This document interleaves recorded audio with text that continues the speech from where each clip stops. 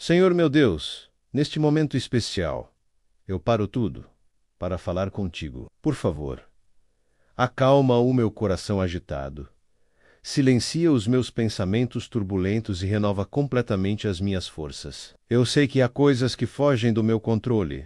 Por isso, eu entrego tudo em tuas mãos poderosas. Todas as minhas preocupações, os meus medos, as minhas dúvidas e até mesmo aqueles sentimentos que eu nem consigo explicar direito. Peço que vás à frente de cada passo que eu dar no meu caminho. Abre portas onde parece não haver saída e fecha todos os caminhos que possam me afastar da tua vontade perfeita para mim. Cobre a minha vida, a minha casa e a minha família com a tua proteção divina. Que a tua paz, que excede todo entendimento, habite em mim hoje e para sempre. Eu confio, eu descanso e eu espero em ti, meu Deus.